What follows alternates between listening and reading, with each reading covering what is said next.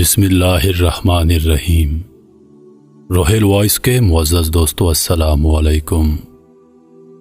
قبر میں مجھ پہ کیا بیتی، دل دہلا دینے والی ایک کہانی۔ ریاض جانے کے لیے گھنٹہ پہلے میں گھر سے نکلا، لیکن راستے میں رش اور چیکنگ کی وجہ سے ایئرپورٹ لیٹ پہنچا۔ جلدی سے گاڑی پارکنگ میں کھڑی کی اور دوڑتے ہوئے کاؤنٹر پر پہنچا۔ کاؤنٹر پر موجود ملازم سے میں نے کہا، مجھے ریاض جانا ہے۔ اس نے کہا، ریاض والی فلائٹ تو بند ہو چکی ہے۔ میں نے کہا، پلیز مجھے ضرور آج شام ریاض پہنچنا ہے۔ اس نے کہا، زیادہ باتوں کی ضرورت نہیں ہے، اس وقت آپ کو کوئی جانے نہیں دے گا۔ میں نے کہا، اللہ تمہارا حساب کر دے۔ اس نے کہا، اس میں میرا کیا قصور ہے؟ بہرحال میں ایئرپورٹ سے باہر نکلا، حیران تھا کہ کیا کروں، ریاض جانے کا پروگرام کینسل کر دوں یا اپنی گاڑی سٹارٹ کر کے روانہ ہو جاؤں یا ٹیکسی میں چلا جاؤں۔ بہرحال ٹیکسی میں جانے والی بات پر اتفاق کیا۔ ایئرپورٹ کے باہر ایک پرائیویٹ گاڑی کھڑی تھی۔ میں نے پوچھا، ریاض جانے کے لیے کتنا لوگے؟ اس نے کہا، 500 ریال۔ بہرحال 450 ریال میں بڑی مشکل سے راضی ہو گیا اور اس کے ساتھ بیٹھ کر ریاض کے لیے روانہ ہو گیا۔ بیٹھتے ہی میں نے اس سے کہا، گاڑی تیز چلانی ہے۔ اس نے کہا، فکر مت کرو۔ واقعی اس نے خطرناک حد تک گاڑی دوڑانا شروع کر دی۔ راستے میں اسے کچھ باتیں ہوئیں۔ اس نے میری جاب اور خاندان کے متعلق کچھ سوالات کیے اور کچھ سوال میں نے بھی پوچھ لیے۔ اچانک مجھے اپنی والدہ کا خیال آیا کہ ان سے بات کر لوں۔ میں نے موبائل اٹھا لیا اور والدہ کو فون کیا۔ انہوں نے پوچھا، بیٹے کہاں ہو؟ میں نے کہا، جہاز کے نکل جانے اور ٹیکسی میں سفر کرنے والی بات بتا دی۔ ماں نے دعا دی، بیٹے اللہ تمہیں ہر قسم کے شر سے بچا دے۔ میں نے کہا، انشاءاللہ جب میں ریاض پہنچ جاؤں گا تو آپ کو اطلاع دے دوں گا۔ قدرتی طور پر میرے دل پر ایک پریشانی چھا گئی اور مجھے ایسا لگ رہا تھا جیسے کوئی مصیبت میرا انتظار کر رہی ہو۔ اس کے بعد میں نے اپنی بیوی کو فون کیا۔ میں نے اسے بھی ساری بات بتا دی اور اس کو ہدایت کی کہ بچوں کا خیال رکھے، بالخصوص چھوٹی بچی کا۔ اس نے کہا، جب سے تم گئے ہو مسلسل آپ کے بارے میں پوچھ رہی ہے۔ میں نے کہا، میری بات کرواؤ۔ بچی نے کہا، بابا آپ کب آئیں گے؟ میں نے کہا، بیٹی تھوڑی دیر میں آ جاؤں گا۔ کوئی چیز چاہیے؟ وہ بولی، ہاں میرے لیے چاکلیٹ لاؤ۔ میں ہنسا اور کہا، ٹھیک ہے۔ اس کے بعد میں اپنی سوچوں میں گم ہو گیا کہ اچانک ڈرائیور کے سوال نے مجھے چونکا دیا۔ پوچھا، کیا میں سگریٹ پی سکتا ہوں؟ میں نے کہا، بھائی تم مجھے ایک نیک اور سمجھدار انسان لگ رہے ہو، تم کیوں خود کو اور اپنے مال کو نقصان پہنچا رہے ہو؟ اس نے کہا، میں نے پچھلے رمضان میں بہت کوشش کی کہ سگریٹ چھوڑ دوں، لیکن کامیاب نہ ہو سکا۔ میں نے کہا، اللہ تعالیٰ نے تمہیں بڑی قوت دی ہے، تم سگریٹ چھوڑنے کا معمولی سا کام نہیں کر سکتے۔ بہرحال اس نے کہا، آج کے بعد میں سگریٹ نہیں پیوں گا۔ میں نے کہا، اللہ تعالیٰ آپ کو ثابت قدمی عطا فرمائے۔ مجھے یاد پڑتا ہے کہ اس کے بعد میں نے گاڑی کے دروازے کے ساتھ سر لگایا کہ اچانک گاڑی سے زوردار دھماکے کی آواز آئی اور پتہ چلا کہ گاڑی کا ایک ٹائر پھٹ گیا ہے۔ میں گھبرایا اور ڈرائیور سے بولا، سپیڈ کم کر دو اور گاڑی کو قابو میں کرو۔ اس نے گھبراہٹ میں کوئی جواب نہ دیا۔ گاڑی ایک طرف نکل گئی اور کلا بازیاں کھاتی ہوئی ایک جگہ پر رک گئی۔ مجھے اس وقت اللہ نے توفیق دی کہ میں نے زور زور سے کلمہ شہادت پڑھا۔ مجھے سر میں چوٹ لگی تھی اور درد کی شدت سے ایسا محسوس ہو رہا تھا کہ میرا سر پھٹا جا رہا ہے۔ میں جسم کے کسی حصے کو حرکت نہیں دے سکتا تھا۔ میں نے اپنی زندگی میں اتنا درد نہیں دیکھا تھا۔ میں بات کرنا چاہ رہا تھا لیکن بول نہیں سکتا تھا، جبکہ میری آنکھیں کھلی تھیں، لیکن مجھے کچھ نظر نہیں آ رہا تھا۔ اتنے میں لوگوں کے قدموں کی آواز سنی جو ایک دوسرے سے کہہ رہے تھے، اسے ہلاؤ نہیں، سر سے خون نکل رہا ہے اور ٹانگیں مکمل ٹوٹ چکی ہیں۔ میری تکلیف میں اضافہ ہوتا چلا جا رہا تھا اور سانس لینے میں دشواری محسوس کر رہا تھا۔ مجھے اندازہ ہوا کہ شاید میری موت آ گئی ہے۔ اس وقت مجھے گزری زندگی پر جو ندامت ہوئی میں اسے الفاظ میں بیان نہیں کر سکتا۔ مجھے پتا چلا کہ اب مجھے موت سے کوئی نہیں بچا سکتا۔ اس کہانی کے آخر میں بتاؤں گا کہ اس کی حقیقت کیا ہے۔ یہاں پر ہر بھائی بہن تصور کرے کہ جو کچھ ہو رہا ہے اسی کے ساتھ ہو رہا ہے، کیونکہ انقریب ہم سب کو اس ملتے جلتے حالات سے سابقہ پیش آنا ہے۔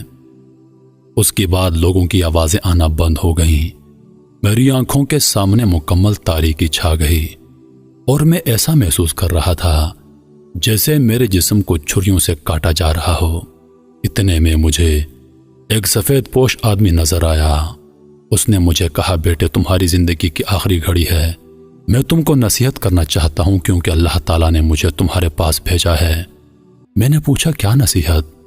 اس نے کہا، عیسائیت قبول کر لو، خدا کی قسم اس میں تمہاری نجات ہے۔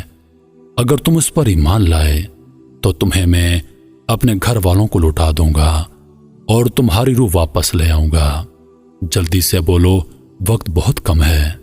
مجھے اندازہ ہو گیا کہ یہ شیطان ہے۔ مجھے اس وقت جتنی بھی تکلیف تھی اور جتنی بھی اذیت سے دوچار تھا، لیکن اس کے باوجود اللہ اور اس کے رسول صلی اللہ علیہ وآلہ وسلم پر پکا ایمان تھا۔ میں نے اس سے کہا، جاؤ اللہ کے دشمن، میں نے اسلام کی حالت میں زندگی گزاری ہے اور مسلمان ہو کر مروں گا۔ اس کا رنگ زرد پڑ گیا اور بولا، تمہاری نجات اسی میں ہے کہ تم یہودی یا نصرانی مر جاؤ، ورنہ میں تمہاری تکلیف بڑھا دوں گا اور تمہاری روح قبض کر دوں گا۔ میں نے کہا، موت تمہارے ہاتھ میں نہیں، جو بھی ہو میں اسلام کی حالت میں ہی مروں گا۔ اتنے میں اس نے اوپر دیکھا اور دیکھتے ہی بھاگ نکلا۔ مجھے لگا جیسے کسی نے اسے ڈرا دیا ہو۔ اچانک میں عجیب قسم کے چہرے والے اور بڑے بڑے جسموں والے لوگ دیکھے۔ وہ آسمان کی طرف سے آئے اور کہا، السلام علیکم۔ میں نے کہا، وعلیکم السلام۔ اس کے بعد وہ خاموش ہو گئے اور ایک لفظ نہیں بولے۔ ان کے پاس کفن تھے۔ مجھے اندازہ ہوا کہ میری زندگی ختم ہو گئی ہے۔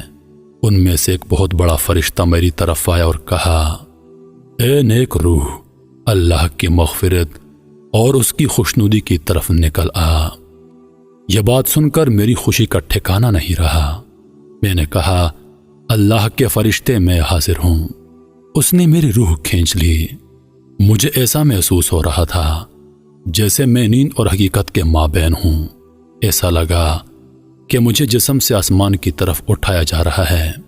میں نے نیچے دیکھا تو پتہ چلا کہ لوگ میرے جسم کے ارد گرد کھڑے ہیں اور انہوں نے میرے جسم کو ایک کپڑے سے ڈھانپ دیا۔ ان میں سے کسی نے کہا، انا للہ و انا الیہ راجعون۔ میں نے دو فرشتوں کو دیکھا کہ وہ مجھے وصول کر رہے ہیں اور مجھے کفن میں ڈال کر اوپر کی طرف لے جا رہے ہیں۔ میں نے دائیں بائیں دیکھا تو مجھے آسمان کے علاوہ کچھ نظر نہیں آیا۔ میں بلندی سے بلندی کی طرف لے جایا جا رہا تھا۔ ہم بادلوں کو چیرتے چلے گئے جیسے میں ایک جہاز میں بیٹھا ہوں، یہاں تک کہ پوری زمین مجھے ایک گیند کی طرح نظر آنے لگی۔ میں نے ان دونوں فرشتوں سے پوچھا کہ اللہ مجھے جنت میں داخل کرے گا؟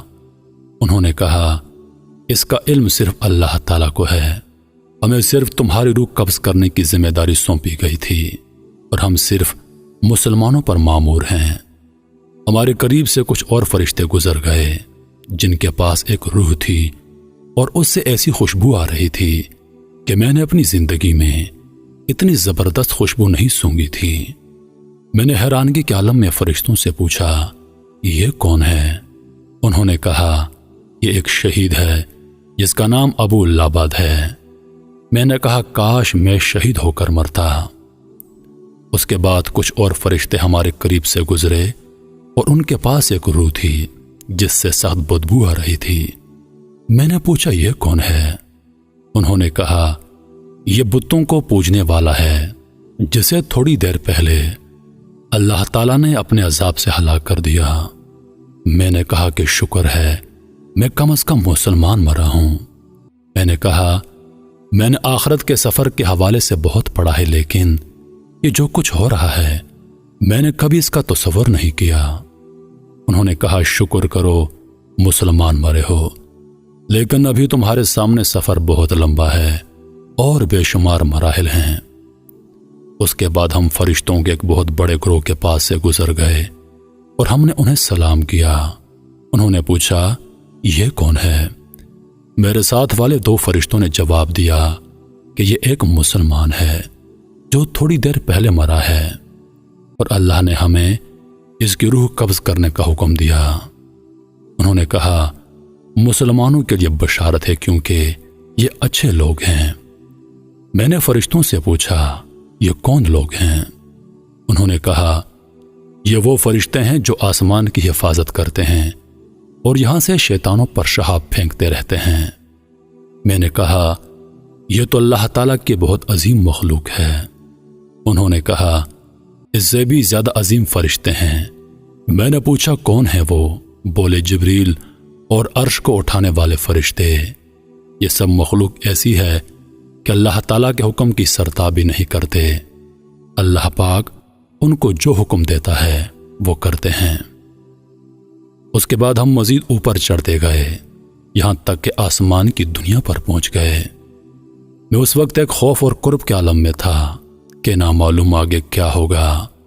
میں نے آسمان کو بہت بڑا پایا اور اس کے اندر دروازے تھے جو بند تھے، اور ان دروازوں پر فرشتے تھے جن کے جسم بہت بڑے تھے۔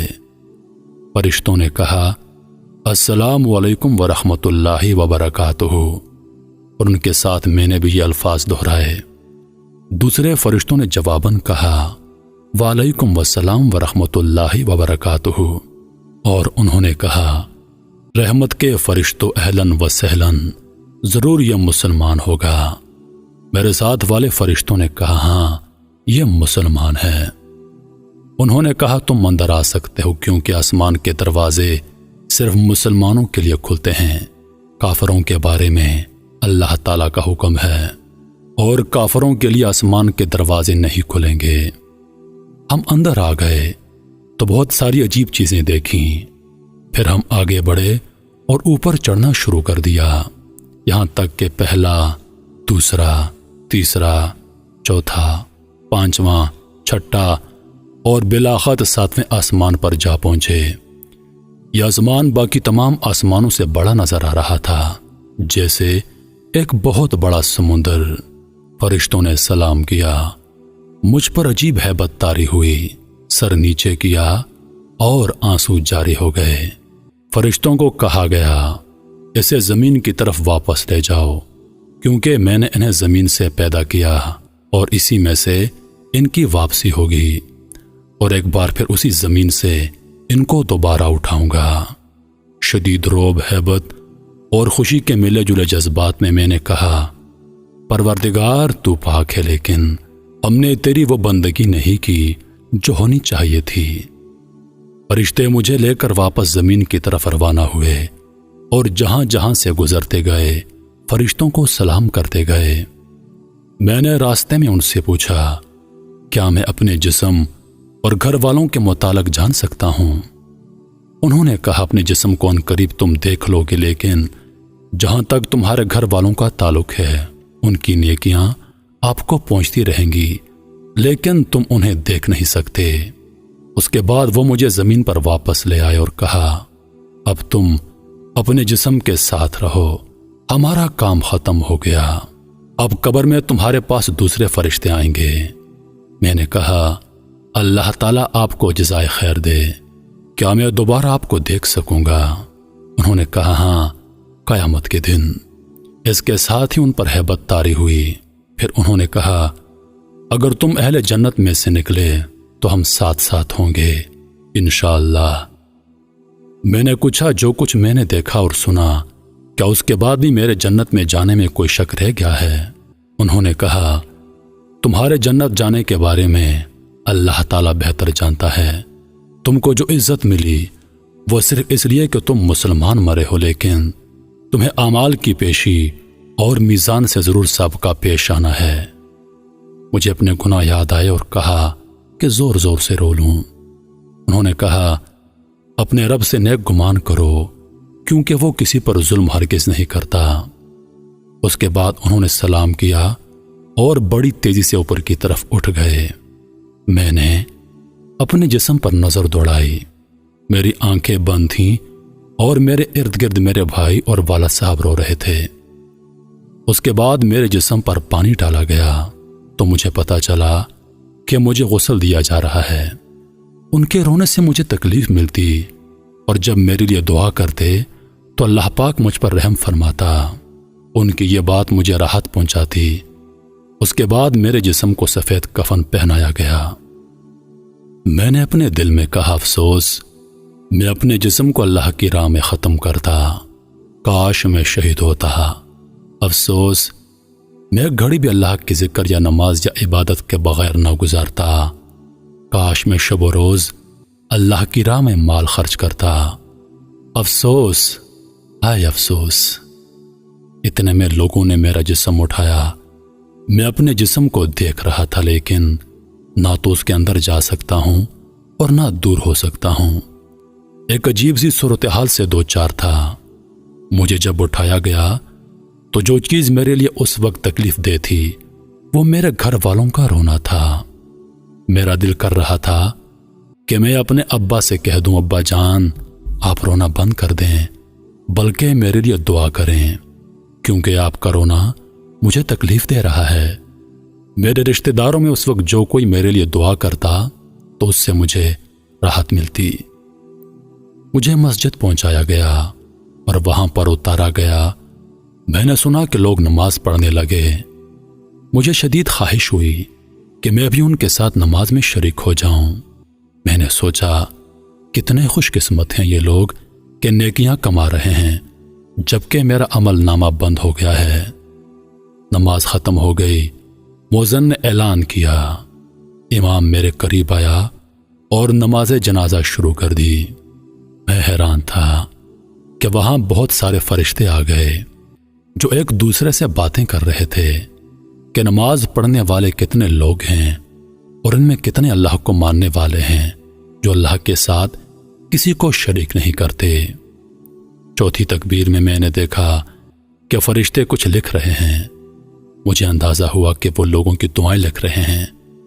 اس وقت میرے دل میں خواہش پیدا ہو گئی کہ امام صاحب اس رکعت کو مزید لمبا کر دے، کیونکہ لوگوں کی دعاؤں سے مجھے راحت اور سرور مل رہا تھا۔ نماز ختم ہو گئی اور مجھے اٹھا کر قبرستان کی طرف لے گئے۔ راستے میں کچھ لوگ دعائیں مانگ رہے تھے اور کچھ لوگ رو رہے تھے۔ میں حیران و پریشان تھا کہ نہ معلوم میرے ساتھ کیا ہونے والا ہے۔ مجھے اپنے تمام گناہ اور غلطیاں اور ظلم اور جو غفلت کی گھڑیاں میں نے دنیا میں گزاری تھیں ایک ایک چیز سامنے آ رہی تھی۔ ایک شدید ہیبت کا عالم تھا جس سے میں گزر رہا تھا۔ الغرض قبرستان پہنچا کر مجھے اتارا گیا۔ اس وقت مختلف قسم کی آوازیں سننے میں آئیں۔ کوئی کہہ رہا ہے جنازے کو راستہ دو، کوئی کہہ رہا تھا اس طرف لے جاؤ، کوئی کہتا قبر کے قریب رکھ دو۔ یا اللہ، میں نے کبھی اپنے بارے میں ایسی باتیں نہیں سوچی تھیں۔ مجھے قبر میں روح اور جسم کے ساتھ اتارا، لیکن ان لوگوں کو صرف میرا جسم نظر آ رہا تھا، روح نہیں۔ اس کے بعد لحد کو بند کر دیا گیا۔ میرا دل کر رہا تھا کہ چیخ چیخ کر کہہ دوں کہ مجھے یہاں پر مت چھوڑو، پتہ نہیں میرے ساتھ کیا ہوگا، لیکن میں بول نہیں سکتا تھا۔ الغرض مٹی ڈالنی شروع ہو گئی اور میری قبر میں گھپ اندھیرا چھا گیا۔ لوگوں کی آوازیں آنا بند ہوتی چلی گئیں، لیکن میں ان کے قدموں کی آوازیں سن رہا تھا۔ ان میں سے جو کوئی میرے لیے دعا کرتا تو اس سے مجھے سکون مل جاتا۔ اچانک قبر مجھ پر تنگ ہو گئی اور ایسا لگا کہ میرے پورے جسم کو کچل دے گی، اور قریب تھا کہ میں ایک چیخ نکال دوں، لیکن پھر دوبارہ اصلی حالت پر آ گئی۔ اس کے بعد میں نے ایک طرف دیکھنے کی کوشش کی کہ اچانک دو ہیبتناک قسم کے فرشتے نمودار ہوئے جن کے بڑے بڑے جسم، کالے رنگ اور نیلی آنکھیں تھیں۔ ان کی آنکھوں میں بجلی کی طرح چمک تھی اور ان میں سے ایک کے ہاتھ میں بہت بڑا گرز تھا، اگر اس سے پہاڑ کو مارتا تو پہاڑ ریزہ ریزہ ہو جاتا۔ ان میں سے ایک نے مجھ سے کہا بیٹھ جاؤ، تو میں فوراً بیٹھ گیا۔ پھر اس نے کہا من ربکا، تمہارا رب کون ہے؟ جس کے ہاتھ میں گرز تھا وہ مجھے بغور دیکھ رہا تھا۔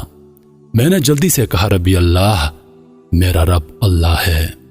جواب دیتے وقت مجھ پر کپ کپی طاری تھی، اس لیے نہیں کہ مجھے جواب میں کوئی شک تھا، بلکہ ان کے رعب کی وجہ سے۔ پھر اس نے مزید 2 سوال کیے، کہا تمہارا نبی کون ہے؟ تمہارا دین کون سا ہے؟ الحمدللہ میں نے ٹھیک ٹھیک جوابات دے دیے۔ اس نے کہا اب تم قبر کے عذاب سے بچ گئے ہو۔ میں نے پوچھا کیا تم منکر و نکیر ہو؟ انہوں نے جواباً کہا ہاں، اور بولے اگر تم صحیح جوابات نہ دیتے تو ہم تمہیں اس گرز سے مارتے اور تم اتنی چیخیں نکالتے کہ اس سے زمین کی ساری مخلوق سن لیتی سوائے انسانوں اور جنات کے، اور اگر دنیا کے انسان اور جنات تمہاری آوازوں کو سن لیتے تو وہ بے ہوش ہو جاتے۔ میں نے کہا اللہ کا شکر ہے، اس نے مجھے اس مصیبت سے بچا لیا۔ اس کے بعد وہ چلے گئے اور ان کے جانے سے مجھے قدر اطمینان حاصل ہوا۔ ان کے چلے جانے کے ساتھ ہی مجھے سخت گرمی محسوس ہوئی اور مجھے لگا کہ میرا جسم جلنے والا ہے، جیسے جہنم سے کوئی کھڑکی کھول دی گئی ہو۔ اتنے میں 2 اور فرشتے آئے اور کہا السلام علیکم ورحمۃ اللہ وبرکاتہ۔ میں نے جواب دیا وعلیکم السلام ورحمۃ اللہ وبرکاتہ۔ انہوں نے کہا ہم فرشتے ہیں، ہم قبر میں تمہارے اعمال تمہیں پیش کرنے آئے ہیں تاکہ قبر میں قیامت تک تمہیں اپنی نیکیوں کا جو بدلہ ملنا چاہیے وہ بدلہ مل جائے۔ میں نے کہا اللہ کی قسم، جس سختی اور اذیت سے میں 2-4 ہوں، میں نے کبھی اس کے متعلق سوچا تک نہیں تھا۔ پھر میں نے پوچھا کیا میں ایک سوال کر سکتا ہوں؟ انہوں نے کہا کر لو۔ میں نے پوچھا کیا میں جنت میں سے ہوں، اور کیا اتنی ساری تکلیفیں جھیلنے کے بعد بھی میرے لیے جہنم کا خطرہ موجود ہے؟ انہوں نے کہا تم ایک مسلمان ہو، اللہ اور اس کے رسول صلی اللہ علیہ وسلم پر ایمان لائے ہو، لیکن جنت جانے کا علم اللہ کے سوا کسی کو نہیں۔ بہرحال اگر تم جہنم چلے بھی گئے تو وہاں ہمیشہ نہیں رہو گے، کیونکہ تم موہت ہو۔ یہ سن کر میری آنکھوں سے آنسو جاری ہو گئے اور میں نے کہا اللہ نے مجھے دوزخ بھیج دیا تو پتہ نہیں وہاں میں کتنا عرصہ رہوں گا۔ انہوں نے کہا اللہ تعالیٰ سے امید رکھو، کیونکہ وہ بہت کریم ہے، اور اب ہم تمہارے اعمال پیش کر رہے ہیں، تمہارے بلوغت کے وقت سے تمہارے ایکسیڈنٹ کے وقت تک۔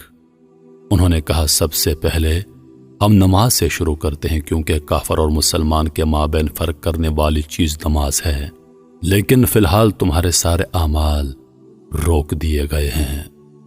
میں نے حیرانگی سے پوچھا میں نے اپنی زندگی میں بہت سارے نیک اعمال کیے ہیں، آخر میرے اعمال کیوں روک دیے گئے ہیں؟ اور اس وقت جو میں اپنے جسم میں گرمی محسوس کر رہا ہوں، اس کی کیا وجہ ہے؟ انہوں نے کہا اس کی وجہ یہی ہے کہ تمہارے اوپر قرضہ ہے جو تم نے مرنے سے پہلے ادا نہیں کیا۔ میں رو پڑا اور میں نے کہا کیسے؟ اور یہ جو میرے اعمال روک دیے گئے ہیں، ان کی وجہ بھی کیا یہی ہے؟ میرا سوال ابھی پورا نہیں ہوا تھا کہ میری قبر میں اچانک روشنی آ گئی اور ایک ایسی خوشبو پھیل گئی کہ ویسی خوشبو میں نے اپنی زندگی میں کبھی نہیں سونگھی تھی۔ اس روشنی سے آواز آئی السلام علیکم ورحمۃ اللہ وبرکاتہ۔ میں نے کہا وعلیکم السلام ورحمۃ اللہ وبرکاتہ۔ پوچھا تم کون ہو؟ اس نے کہا میں سورۃ الملک ہوں، میں اس لیے آئی ہوں کہ اللہ تعالیٰ سے تیرے لیے مدد طلب کر دوں، کیونکہ تم نے میری حفاظت کی تھی اور تمہارے رسول صلی اللہ علیہ وآلہ وسلم نے تمہیں بتا دیا تھا کہ جو کوئی سورۃ الملک پڑھے گا قبر میں وہ اس کے لیے نجات کا ذریعہ ہوگی۔ میں بہت خوش ہوا۔ میں نے کہا میں نے بچپن میں تم کو حفظ کر لیا تھا۔ اور میں ہمیشہ نماز میں اور گھر میں تیری تلاوت کیا کرتا تھا۔ مجھے اس وقت تمہاری اشد ضرورت ہے۔ اس نے کہا، اس لیے تو میں آئی ہوں کہ اللہ تعالیٰ سے دعا کر لوں کہ وہ تمہاری تکلیف کو آسانی میں تبدیل کر دے، لیکن تم سے ایک غلطی ہوئی ہے کہ تم نے لوگوں کے قرضے ادا نہیں کیے ہیں۔ میں نے کہا، نجات کا کوئی طریقہ ہے؟ اس نے کہا، 3 باتوں میں سے کوئی ایک تمہارا مسئلہ حل کر سکتا ہے۔ میں نے جلدی سے کہا، وہ کون سے کام ہیں؟ اس نے کہا، پہلے یہ بتا دو کہ تم نے کوئی کاغذ لکھ کر چھوڑا ہے جسے دیکھ کر تمہارے ورثہ وہ قرضہ ادا کر دیں۔ ورثہ کا نام سن کر میرے آنسو نکل آئے۔ مجھے تمام گھر والے، امی، ابو، بیوی، بہن، بھائی اور بچے یاد آنے لگے۔ پتہ نہیں میرے بعد ان کا کیا حال ہوگا۔ میری چھوٹی بچی جس کے ساتھ میں نے چاکلیٹ کا وعدہ کیا تھا، اب کون اس کے لیے چاکلیٹ لے کر آئے گا؟ میری بیوی کو لوگ بیوہ کہیں گے، کون ان کا خیال رکھے گا؟ سورۃ الملک نے پوچھا، لگ رہا ہے تم کوئی چیز یاد کر رہے ہو۔ میں نے کہا، مجھے اپنے اہل و عیال اور بچے یاد آئے کہ میرے بعد ان کا کیا حال ہوگا۔ سورۃ الملک نے کہا، جس نے انہیں پیدا کیا ہے وہی روزی بھی دے گا اور وہی نگہبان ہے۔ سورۃ الملک کی اس بات سے مجھے کافی تسلی حاصل ہوئی۔ اس کے بعد میں نے پوچھا، کیا میں جان سکتا ہوں کہ میرے اوپر ٹوٹل قرضہ کتنا ہے؟ سورۃ الملک نے کہا، میں نے فرشتے سے پوچھا۔ اس نے بتایا کہ 1700 ریال۔ 1000 آپ کے دوست کے ہیں جس کا نام ابو حسن ہے، اور باقی مختلف لوگوں کے ہیں۔ میں نے کہا، مختلف لوگ کون ہیں؟ اس نے کہا، دراصل بلوغت سے لے کر آخری دن تک تم سے کئی بار اس بارے میں کوتاہی ہوئی ہے، اس طرح قرضہ بڑھ گیا ہے۔ مثلاً 5 ریال اس دکاندار کے ہیں جس سے آپ نے کوئی چیز خریدی تھی جبکہ آپ کی عمر 15 سال تھی۔ آپ نے اس سے کہا، پیسے کل دے دوں گا، اور پھر آپ نے نہیں دیے۔ اس طرح لانڈری والے سے آپ نے کپڑے دھلوائے اور اس کو ادائیگی کرنا بھول گئے۔ کرتے کرتے اس نے سارے لوگوں کے نام بتا دیے اور سارے مجھے یاد آ گئے۔ سورۃ الملک نے کہا، لوگوں کے حقوق معمولی سمجھنے اور ان سے غفلت برتنے کی وجہ سے بہت سارے لوگوں پر قبر میں عذاب ہوتا ہے۔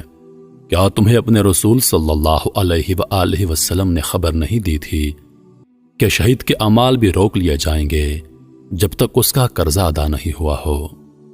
میں نے کہا، نجات کا کوئی طریقہ ہو سکتا ہے؟ اس نے کہا، پہلا حل تو یہ ہے کہ جس کا قرضہ ہے وہ اپنا قرضہ معاف کر دے۔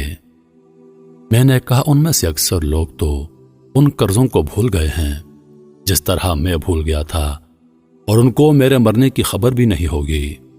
اس نے کہا، پھر دوسرا حل یہ ہے کہ تمہارے ورثہ تمہاری طرف سے ادائیگی کر دیں۔ میں نے کہا، ان کو میرے قرضوں کی اور میری تکلیفوں کی کہاں خبر ہے، جبکہ میں نے کوئی وصیت نامہ بھی نہیں چھوڑا، کیونکہ مجھے موت اچانک آ گئی اور مجھے ان ساری مشکلات کا علم نہیں تھا۔ سورۃ الملک نے کہا، ایک اور حل ہو سکتا ہے، لیکن میں تھوڑی دیر بعد تمہیں بتا دوں گی، اب میں جاتی ہوں۔ میں نے کہا، خدا را مت جاؤ، کیونکہ تمہارے جانے سے تاریکی ہو جائے گی جو میری موجودہ تکالیف میں اضافے کا باعث بنے گی۔ سورۃ الملک نے کہا، میں زیادہ دیر کے لیے نہیں جا رہی بلکہ تمہارے لیے کوئی حل نکالنے کے لیے جا رہی ہوں۔ اس کے بعد سورۃ الملک چلی گئی اور میں گھپ اندھیرے میں اکیلا رہ گیا۔ عیبت اور تکلیف کے باوجود میں نے کہا، یا ارحم الراحمین، اے اجنبیوں کے مولا، اے ہر اکیلے کے ساتھی، اس قبر کی تاریکی میں میری مدد کر۔ لیکن فوراً مجھے خیال آیا کہ میں تو دارالحساب میں ہوں، اب دعاؤں کا کیا فائدہ؟ زیادہ دیر نہیں گزری تھی کہ میں نے ایک مانوس آواز سن لی۔ میں نے آواز پہچان لی، یہ میرے والد بزرگوار کی آواز تھی جو کہہ رہے تھے، السلام علیکم ورحمۃ اللہ وبرکاتہ۔ میں نے کہا، وعلیکم السلام ورحمۃ اللہ وبرکاتہ، لیکن میرا جواب انہیں کون پہنچائے؟ پھر انہوں نے کہا، اے اللہ، میں اس بیٹے سے راضی ہوں، تو بھی اس سے راضی ہو جا۔ میرے والد صاحب جب دعا مانگ رہے تھے تو دعا کے دوران ایک زبردست روشنی میری قبر میں آئی۔ یہ دراصل رحمت کا فرشتہ تھا جو میری والد کی دعا کو نوٹ کر رہا تھا، اور جب تک میرے والد نہیں گئے تھے وہ میرے ساتھ رہا۔ میرے والد صاحب جب واپس لوٹ گئے تو فرشتے نے کہا، تیرے والد کی دعا آسمانوں تک جائے گی اور انشاءاللہ اللہ تعالیٰ اس کو قبول کرے گا، کیونکہ والد کی دعا اپنے بیٹے کے لیے مستجاب ہوتی ہے۔ میں نے تمنا کی کاش میرے والد قبر پر زیادہ دیر کے لیے ٹھہرتے اور دعا مزید لمبی کرتے، کیونکہ ان کی دعا کی وجہ سے مجھے کافی آرام ملا۔ میں نے فرشتے سے پوچھا، کیا میں ایک سوال کر سکتا ہوں؟ کہا، پوچھو۔ میں نے کہا، جب سے میں مرا ہوں اب تک کتنا عرصہ گزر گیا ہے؟ اس نے کہا، جب سے تمہاری وفات ہوئی ہے آج تیسرا دن ہے اور اس وقت ظہر کا وقت ہے۔ میں نے حیرانگی سے کہا، 3 دن اور اتنے سارے معاملات اور واقعات اور یہ قبر کی تاریکی جبکہ باہر دنیا روشن ہے۔ فرشتے نے کہا، تمہارے سامنے بہت لمبا سفر ہے، اللہ اسے تمہارے لیے آسان کر دے۔ میں اپنے آپ کو قابو نہ کر سکا اور رونے لگا، اور ایسا رویا کہ مجھے یاد نہیں پڑتا کہ زندگی میں کبھی اتنا رویا ہوں گا۔ میں نے دل میں سوچا کہ اتنا خطرناک سفر اور دنیا میں میری اس قدر اس سفر کے لیے غفلت۔ فرشتے نے جاتے وقت بتا دیا کہ قبر میں موجودہ روشنی تیرے والد کی دعا کی وجہ سے ہے، اور یہ اسی طرح رہے گی جب تک اللہ چاہے۔ مجھے پتا چلا کہ والد کا آنا میرے لیے باعث رحمت ہے۔ میں نے تمنا کی کہ کاش میرے ابو میری آواز سن لیں اور میں انہیں بتا دوں کہ ابو میرے قرضوں کی ادائیگی کر دیں اور میری طرف سے صدقے کر دیں۔ اللہ کے واسطے میرے لیے دعا کریں، لیکن کون ہے جو ان کو بتا دے؟ میں نے محسوس کیا کہ بعض اوقات میرے جسم کی گرمی کم ہو جاتی تھی، لیکن اچانک پھر سے بڑھ جاتی۔ میں نے اندازہ لگایا کہ اس کا تعلق میرے حق میں لوگوں کی دعا ہے۔ اچانک میری قبر میں دوبارہ وہ روشنی آئی جو اس سے پہلے میں دیکھ چکا تھا، یعنی سورۃ الملک کی۔ سورۃ الملک نے کہا، تمہارے لیے 2 خوشخبریاں ہیں۔ میں نے اشتیاق کے ساتھ فوراً کہا، کیا ہے؟ تمہارے دوست نے اللہ کی خاطر تمہارا قرضہ معاف کر دیا ہے۔ میں نے اللہ تعالیٰ کا شکر ادا کیا، اور مجھے پتا تھا کہ میری گرمی کم ہو جانے کی وجہ شاید یہی تھی۔ میں نے کہا، دوسری خوشخبری کیا ہے؟ اس نے کہا کہ میں نے اللہ تعالیٰ سے بہت درخواستیں کی، لیکن انسانوں کے حقوق وہ معاف نہیں کرتا۔ البتہ اللہ تعالیٰ نے ایک فرشتہ بھیج دیا جو تیرے رشتہ داروں میں سے کسی کو خواب میں آئے گا تاکہ وہ تمہارے قرضوں کے متعلق سمجھ جائیں۔ تمہارے خیال میں کون بہتر ہے جس کو خواب میں فرشتہ کسی شکل میں آئے اور پھر وہ اس کو سچا سمجھ کر قرضے کی ادائیگی کر دے؟ میں نے اپنی امی کے بارے میں سوچا، لیکن پھر سوچا اگر اس نے مجھے خواب میں دیکھا تو رونا شروع کر دے گی اور خواب کی تعبیر نہیں سمجھ سکے گی۔ پھر میں نے تمام رشتہ داروں کے متعلق سوچا، جو بندہ مجھے بہتر لگا وہ میری بیوی تھی، کیونکہ وہ ہمیشہ خوابوں کو اہتمام دیا کرتی تھی۔ میں نے کہا، میری بیوی اگر مجھے خواب میں دیکھ لے تو ہو سکتا ہے کہ وہ اس کی تعبیر سمجھ جائے۔ سورۃ الملک نے کہا، میں متعلقہ فرشتے کو اطلاع دیتی ہوں اور اللہ سے دعا کرتی ہوں کہ وہ آپ کی مشکل کو آسان کر دے۔ اس کے بعد سورۃ الملک چلی گئی اور میری قبر میں بدستور وہ روشنی باقی تھی جو میرے والد کی دعا کی برکت سے آئی تھی، اور میں انتظار کرتا رہا جیسے کہ جیل کے اندر ہوں۔ مجھے ٹائم کا کوئی اندازہ نہیں تھا، کیونکہ یہاں گھڑی نہیں تھی، نہ نماز، نہ کھانا پینا، نہ کوئی اور مصروفیت۔ دعائیں مانگنا اور ذکر و اذکار بھی بیکار۔ بعض اوقات لوگوں کے قدموں کی آوازیں سن لیتا تو اندازہ کر لیتا کہ شاید کسی کا جنازہ ہے۔ بعض اوقات لوگوں کے ہنسنے کی آوازیں آ جاتی تو مجھے تعجب ہوتا تھا کہ ان کو اندازہ نہیں کہ ہم کس صورتحال سے دو چار ہیں۔ کافی وقت گزرنے کے بعد اچانک میرے جسم کی گرمی بڑھنی شروع ہوئی اور میں چیخنے لگا تھا۔ ایسا لگ رہا تھا جیسے میں ایک تندور کے اندر ہوں۔ میرے خوف میں اضافہ ہوتا چلا جا رہا تھا، لیکن پھر اچانک گرمی کم ہونا شروع ہو گئی، یہاں تک کہ بالکل غائب ہو گئی۔ سمجھ میں نہیں آ رہا تھا کہ ایسا کیوں ہو جاتا ہے۔ اس کے بعد ایک بار پھر سورۃ الملک کی روشنی آ گئی اور مجھے کہا، تمہیں مبارک ہو۔ میں نے کہا، وہ کیسے ہے؟ اس نے کہا، خوابوں کا فرشتہ تمہاری بیوی کو خواب میں گیا اور تمہاری بیوی نے خواب میں تمہیں ایک سیڑھی پر چڑھتے دیکھا اور دیکھا کہ 7 سیڑھیاں باقی ہیں اور تم پریشان کھڑے ہو کیونکہ آگے نہیں چڑھ سکتے۔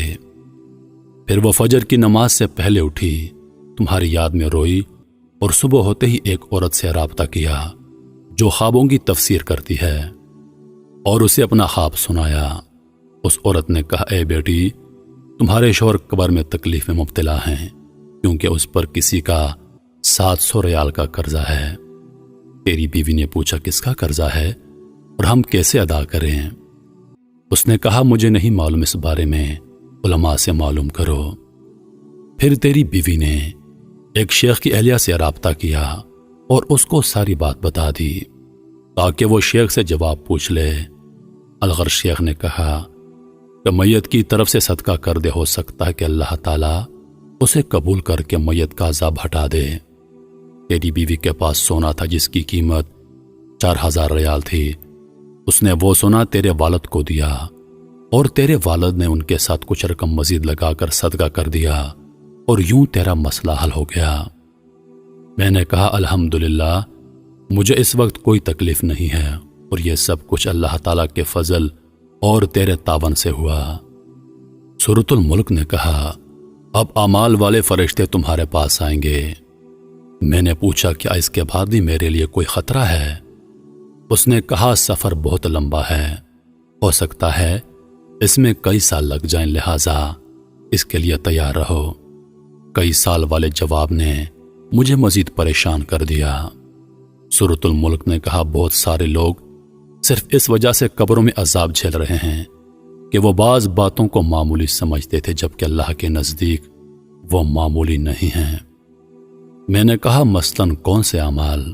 اس نے کہا، بہت سارے لوگوں پر قبروں میں اس لیے عذاب ہے کہ وہ پیشاب سے نہیں بچتے اور گندگی کی حالت میں اللہ کے سامنے کھڑے ہوتے تھے۔ اس طرح چغلی، چوری، سود اور مال یتیم کی وجہ سے بہت سارے لوگوں پر عذاب ہو رہا ہے۔ پھر اس نے کہا، کچھ لوگوں پر عذاب قبر اس لیے ہے تاکہ قیامت آنے سے پہلے ان کا کھاتا صاف ہو جائے، اور کچھ لوگوں پر قیامت تک عذاب رہے گا اور پھر جہنم میں داخل کر دیے جائیں گے۔ میں نے کہا، اللہ تعالیٰ کی سزا سے بچنے کی کوئی سبیل ہے؟ سورۃ الملک نے کہا، تمہارا عمل نامہ تو بند ہو چکا ہے، البتہ 3 کام ایسے ہیں جو تمہیں اب بھی فائدہ پہنچا سکتے ہیں۔ میں نے پوچھا، وہ کیا ہیں؟ اس نے کہا، اہل و عیال کی دعا اور نیک عمل۔ اس کے علاوہ اگر کوئی کام تم نے دنیا میں کیا ہے جو انسانوں کے لیے نفع بخش ہو، مثلاً مسجد کی تعمیر، تو اس سے تم کو مرنے کے بعد بھی فائدہ ہوگا۔ اس طرح اگر علم کی نشر و اشاعت میں تم نے حصہ لیا ہو تو وہ بھی تمہارے لیے نفع بخش ہے۔ میں نے کہا، میں کتنا بدبخت ہوں کہ دنیا میں کتنے عمل کے مواقع تھے جس سے میں نے کوئی فائدہ نہیں اٹھایا اور آج بے یار و مددگار قبر میں پڑا ہوں۔ میرا دل چاہا میں چیخ چیخ کر لوگوں کو پکاروں، اے لوگو، قبر کے لیے تیاری کر لو۔ خدا کی قسم، اگر تم لوگوں نے وہ کچھ دیکھا جو میں نے دیکھا تو مسجدوں سے باہر نہیں نکلو گے اور اللہ کی راہ میں سارا مال لگا دو گے۔ سورۃ الملک نے کہا، مردہ لوگوں کی نیکیاں عام طور پر شروع کے دنوں میں بہت ہوتی ہیں، لیکن اس کے بعد رفتہ رفتہ وہ کم ہوتی چلی جاتی ہیں۔ میں نے پوچھا، کیا یہ ممکن ہے کہ میرے گھر والے اور میرے رشتہ دار مجھے بھول جائیں گے؟ مجھے یقین نہیں ہے کہ وہ اتنی جلدی مجھے بھول جائیں گے۔ اس نے کہا، وہ تم کو ضرور بھول جائیں گے۔ تم دیکھو گے شروع میں تمہاری قبر پر تمہارے اہل و عیال زیادہ آئیں گے، لیکن جب دن ہفتوں میں، ہفتے مہینوں میں اور مہینے سالوں میں تبدیل ہو جائیں گے تو تمہاری قبر پر آنے والا ایک بھی بندہ نہیں ہوگا۔ مجھے یاد آیا کہ جب ہمارے دادا کا انتقال ہوا تو ہم ہر ہفتے ان کی قبر پر جایا کرتے تھے، پھر ہر مہینے میں، اور پھر ہم ان کو مکمل بھول گئے۔ جب میں زندہ تھا تو مردوں کو بھول جاتا تھا، لیکن آج میں خود اس حالت کو پہنچ چکا ہوں۔ ان ہفتے اور مہینے گزرتے گئے اور میری مدد کے لیے کوئی نہ تھا سوائے چند اعمال کے جو مجھے پہنچتے تھے، یا میرے والد بھائی اور دوسرے رشتہ داروں کی قبر پر آنا جو رفتہ رفتہ کم ہوتا گیا۔ زیادہ تر مجھے اپنی والدہ کی دعا پہنچتی رہی جو وہ تہجد میں میرے لیے کرتی رہی۔ باخدا وہ میرے لیے طمانیت کا باعث ہوتی تھی۔ نیک اعمال کا آنا کم ہوتا چلا گیا۔ نامعلوم کیا وجہ تھی کہ سورۃ الملک کا آنا بھی بند ہو گیا۔ میری قبر میں پھر سے اندھیرا چھا گیا۔ مجھے بعض گناہ یاد آئے جو میں نے کیے تھے۔ ایک ایک دن اور ایک ایک گھڑی یاد آ رہی تھی۔ مجھے اپنے گناہ پہاڑ کے برابر لگ رہے تھے۔ اپنے آپ کو ملامت کر رہا تھا، کتنے گناہ ہیں جو میں نے بڑی دلیری سے کیے تھے، کتنی نمازیں ہیں جو میری فوت ہو گئی ہیں، کتنی فجر کی نمازیں ہیں جو میں نے غفلت کی وجہ سے نہیں پڑھی۔ یہ سارے گناہ یاد کر کے میں اتنا رویا کہ مجھے وقت کا اندازہ ہی نہیں تھا۔ ایک دن اچانک ایسی روشنی آئی جیسے سورج نکل چکا ہو۔ میں نے فرشتوں کی آوازیں سنی کہ وہ ایک دوسرے کو مبارکباد دے رہے تھے۔ میری سمجھ سے باہر تھا کہ کیا ہو چکا ہے کہ میرے پاس سورۃ الملک آئی اور خوشخبری سنا دی۔ سورۃ الملک نے بتایا کہ رمضان کا مہینہ شروع ہو گیا ہے۔ سورۃ الملک نے بتایا کہ رمضان کا مہینہ شروع ہو گیا ہے اور یہ رحمت اور معافی کا مہینہ ہے۔ اس میں بہت سارے مردے مسلمانوں کی دعاؤں کی برکت سے نجات پا لیتے ہیں۔ میں بہت خوش ہوا، اللہ تعالیٰ انسانوں پر کتنا مہربان ہے، لیکن انسان ہے کہ گمراہی پر تلا ہوا ہے۔ سورۃ الملک نے بتایا کہ اللہ تعالیٰ کسی کو آگ میں نہیں ڈالنا چاہتا، لیکن یہ انسانوں کی اپنی حماقت ہوتی ہے کہ وہ ایسے گناہ کر جاتے ہیں جو ان کی سزا کا باعث بن جاتے ہیں۔ پھر اس نے کہا، اب تھوڑی دیر بعد مسلمان نماز پڑھیں گے اور تم ان کی آوازیں سنو گے۔ سورۃ الملک چلی گئی اور میری قبر میں بدستور روشنی تھی، اور میں نے پہلی بار مسجد سے آنے والی اذان سن لی۔ اپنی زندگی کو یاد کیا اور تراویح کو یاد کیا، بہت رویا۔ میں نے سنا کہ لوگ نماز پڑھ رہے ہیں، اور پھر میں نے امام کی دعا سن لی۔ امام صاحب کی دعا سے مجھے سکون ملا، اور میں نے تمنا کی کہ امام دعا کو تول دے دے۔ میں نے محسوس کیا کہ وہ دعا سیدھی قبول ہو رہی ہے، کیونکہ مجھے اس سے کافی خوشی اور راحت مل رہی تھی۔ میں روتا جا رہا تھا اور ساتھ ساتھ آمین پڑھتا جا رہا تھا۔ اس طرح رمضان کا سارا مہینہ بہت سکون اور راحت سے گزرا۔ اور پھر ایک دن میری قبر میں انسان کی شکل میں ایک آدمی آیا جس سے بہت تیز خوشبو آ رہی تھی۔ میں حیران ہوا کیونکہ مرنے کے بعد یہ پہلا انسان تھا جو میں دیکھ رہا تھا۔ اس نے مجھے سلام کیا اور جواب میں نے وعلیکم السلام کہا۔ اس نے کہا، میں تمہیں خوشخبری دیتا ہوں کہ اللہ تعالیٰ نے تمہارے گناہ معاف کر دیے ہیں۔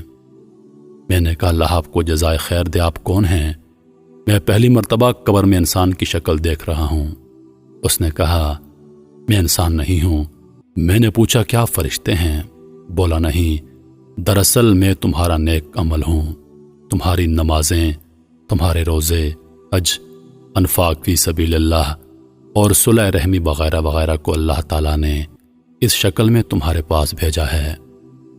مجھے بہت خوشی ہوئی اور اللہ کا شکر ادا کیا۔ میں نے پوچھا، تم اتنے لیٹ کیوں آئے ہو؟ اس نے کہا، تمہارے گناہ اور تمہارے قرضے میری راہ میں رکاوٹ تھے، اور جب اللہ تعالیٰ نے معافی کا اعلان کر دیا تو میرے لیے راستہ کھل گیا۔ میں نے پوچھا، تو کیا اس معافی کے بدلے میں اللہ تعالیٰ مجھے جنت دے گا؟ اس نے کہا، یہ بات اللہ تعالیٰ کے علاوہ کوئی نہیں جانتا۔ پھر اس نے کہا، قیامت کے دن میزان سے تمہاری جنت اور دوزخ جانے کا پتہ چلے گا۔ اس کے بعد عمل صالح نے کہا، تمہارے کچھ نیک اعمال بالکل زندگی کی آخری گھڑیوں میں کام آ گئے۔ میں نے پوچھا، وہ کیا ہیں؟ اس نے کہا، اگر تمہیں یاد ہو، مرتے وقت اللہ تعالیٰ نے تمہیں توفیق دی اور تم نے کلمہ پڑھا۔ تمہیں اندازہ نہیں کہ فرشتوں کو کتنی خوشی ہوئی کہ تمہاری زندگی کا خاتمہ توحید پر ہوا، جبکہ شیطان تمہیں نصرانیت اور یہودیت کی تلقین کر رہا تھا۔ اس وقت تمہارے ارد گرد دو قسم کے فرشتے موجود تھے، ایک وہ جو مسلمانوں کی روحیں قبض کرتے ہیں اور کچھ وہ جو کافروں کی روحیں قبض کرتے ہیں۔ جب تم نے کلمہ پڑھا تو وہ فرشتے چلے گئے جو کافروں کی روحیں قبض کرتے تھے، اور پھر دوسرے فرشتوں نے تمہاری روح قبض کر لی۔ میں نے پوچھا اس کے علاوہ بھی کوئی نیکی ہے؟ اس نے کہا ہاں، جب تم نے ڈرائیور کو سگریٹ چھوڑنے کی نصیحت کی تو آج جو خوشبو تم سونگ رہے ہو یہ اس نصیحت کی بدولت ہے۔ اس کے علاوہ اپنی والدہ کو تمہاری کال اور اس کے ساتھ جو بھی تم نے باتیں کی، اللہ تعالیٰ نے ہر بات کے بدلے میں تمہارے لیے نیکیاں لکھ دیں۔ مجھے یاد آ گیا جو باتیں میں نے والدہ سے کی تھیں، اگر مجھے پتا ہوتا تو میں ان باتوں میں گھنٹہ لگا دیتا۔ پھر عملے صالح نے کہا زندگی کے آخری وقت ایک گناہ بھی تمہارے کھاتے میں لکھا گیا ہے۔ میں حیران ہوا اور پوچھا وہ کیسے؟